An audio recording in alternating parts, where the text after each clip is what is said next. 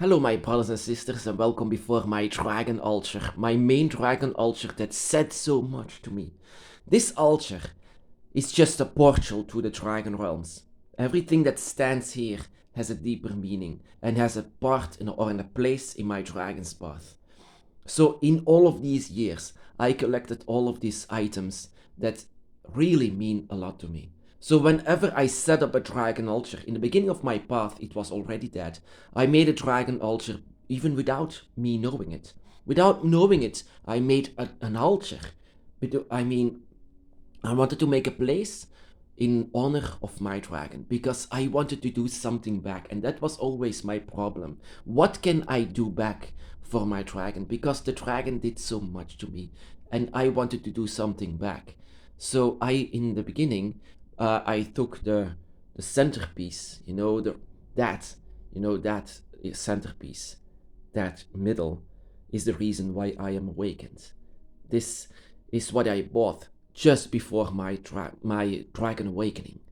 And then this is the reason why my dragon came. So this is actually alive.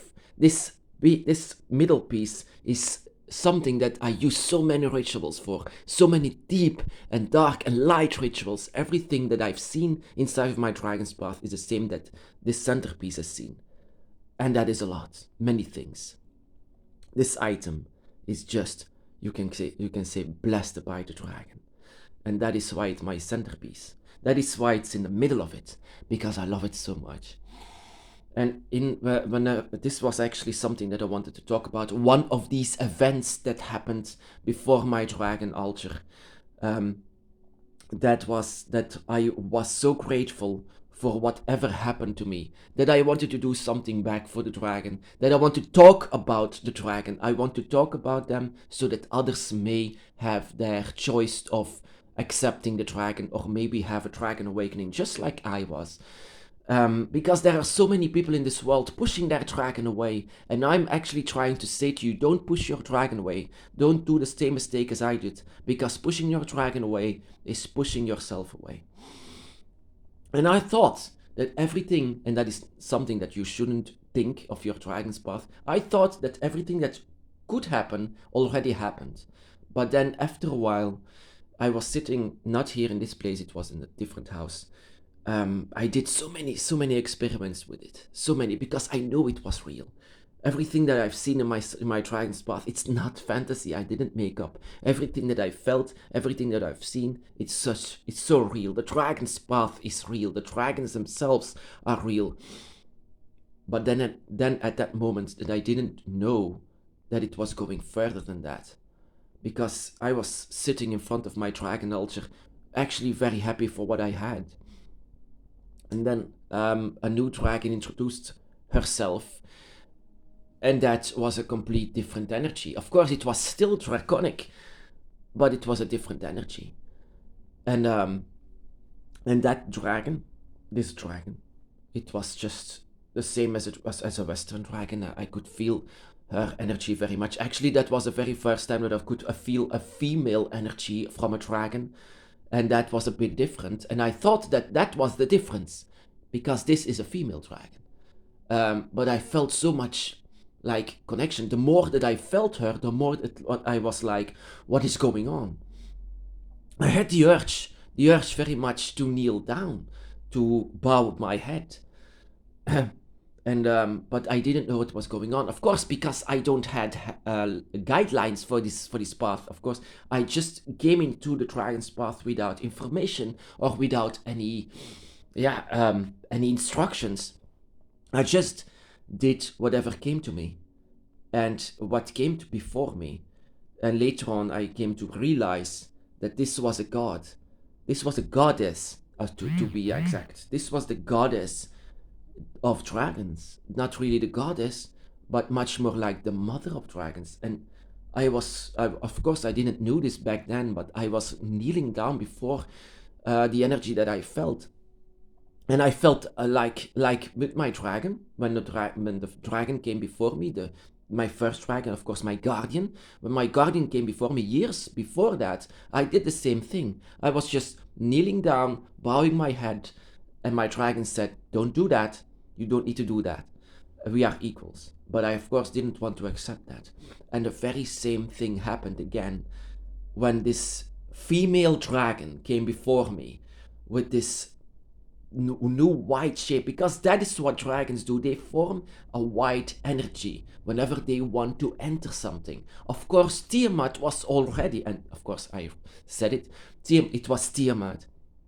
And Tiamat already was inside of my dragon's eye, my dragon circle. She was already there, but she was humble. She wanted first of all to ask me like she was a new dragon, like, can I enter? And of course I said, of course you can. Of course you can. You are so, yeah, you are completely a dragon. Of course you are completely welcome inside of my circle.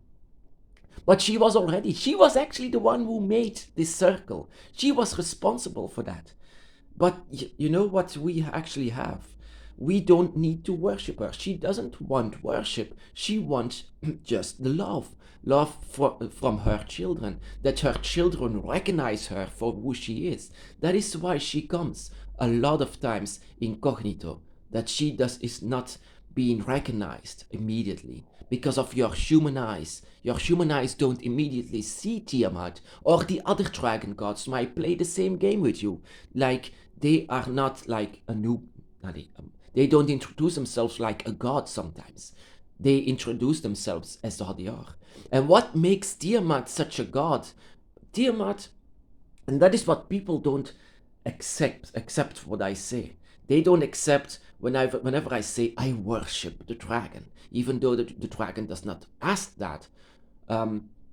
What people do not, they don't accept that I worship a dragon. They don't accept that I worship Tiamat. Tiamat never been heard of course not. But whenever something happens to you like this, whenever something godlike is visiting you, and there is a reason behind it, there is actually a very good reason behind it, because they are a part of your dragon eye. But the dragon, of course, and I was raised Catholic, so I believe that a god asks to worship, a god asks so that you will kneel down before them. But that is not what dragons are. Dragons just want your recognition. They want to know if you recognize them. And of course, there was something that I recognized because I had a dream about her before, and I already recognized her again. Later, she came before me in my dreams, and she showed myself as a baby while she was holding me, floating over greenery inside of the forest wherever I live. Wherever I live, she was floating over the greenery inside and between the trees, not even using her wings, showing me, I was in front of her, showing me myself in a cloak that she had in her hands, in her claws, that she was very careful of, because her claws were amazing. It was long, and her feet were the same thing, but her feet was not touching the ground. I had this dream later on, but I had this dream before of her. And of course, whenever she revealed herself, she was actually expecting me to recognize her. And that is a lot of Tiamat system to do so, but a lot of dragon gods, and I've heard this before, many dragon gods, including Fafnir, Quetzalcoatl, Ladon, or Shenlong and Tialong, and Leviathan, and yeah, Leviathan is a bit different, but the other dragon gods are a bit like the same. They are very humble. Whenever they come before you, it's like, do you recognize me? Do you know me? Does your spirit recognize me? Whenever we touch each other, what does one to say? Of course, it's like the energy inside of myself. Whenever Tiamat came, was like a whirlpool. It was constantly in motion. I was not even knowing what was going on. But that is exactly what should be done. That should be happening whenever the dragon god is close. The dragon gods are not here so that we worship them. We are a part of their trinity. We are a part of their children. And their children do not ever bow before anyone else but the Trinity that we have, our guardian, our God, and ourselves. we are actually one and the same together. We, of course, the Trinity does not bow for each other, they just respect each other. They are one with each other. So, actually, what you are is being one with the gods. I actually supposed to be one with Tiamat, one with the dragon goddess. But she wanted to know if I recognized her energy. I did.